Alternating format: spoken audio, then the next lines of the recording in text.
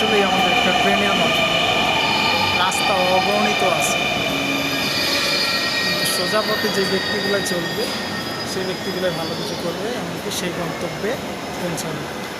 তো সব মিলিয়ে যেটা না বললেই না, আমরা প্রত্যেকটি মানুষ চিকিৎসা পদ্ধতিকে বিশ্বাস করেই আমাদের স্বাস্থ্যটাকে ভালো রাখে। তো এক একজন এক এক দিক দিয়ে এক এক চিকিৎসা পদ্ধতিকে তারা বিশ্বাস করতেছে। তো চিকিৎসা পদ্ধতির কথা যদি বলতে যাই, তাহলে আমাদের বাংলাদেশে 135টা চিকিৎসা পদ্ধতি কিন্তু চলমান রয়েছে। তো যেমন অ্যালোপ্যাথিক, হোমিওপ্যাথিক, আরও এই ধরনের কবিরাজি, মানে অনেক ধরনের চিকিৎসা পদ্ধতি কিন্তু আছে। হ্যাঁ, কবিরাজ, তারপর ঝাড়ফুঁক, হ্যাঁ এরকম, তারপর গাছগাছালির হার্বাল, এরকম নানান চিকিৎসা পদ্ধতি কিন্তু আমাদের বাংলাদেশে অহরহ আছে।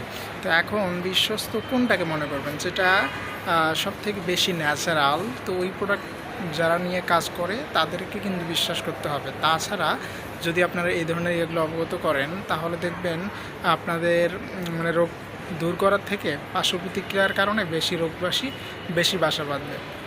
তো আমাদের শরীরকে সুস্থ রাখার জন্য তো চমৎকারভাবে কাজ করে যাচ্ছে দারুণ একটা প্ল্যাটফর্মে, যেটা হচ্ছে না বললেই না। তো সব মিলিয়ে এখন কথা হচ্ছে চিকিৎসা পদ্ধতিটা আমাদের সুস্থ এবং সবল হইতে হবে। তো এই জন্যই কিন্তু আমাদের আগ্রহ প্রকাশ করাটা দরকার। আশা করি আপনি আপনাদের জায়গা থেকে চিকিৎসা পদ্ধতিটা চয়েস করার জন্য সিদ্ধান্ত আপনাকে নিতে হবে। না নিলেই কিন্তু আপনারা ঠকবেন, এমনকি অসংখ্য সমস্যার মধ্যে জর্জরিত হয়ে যাবেন।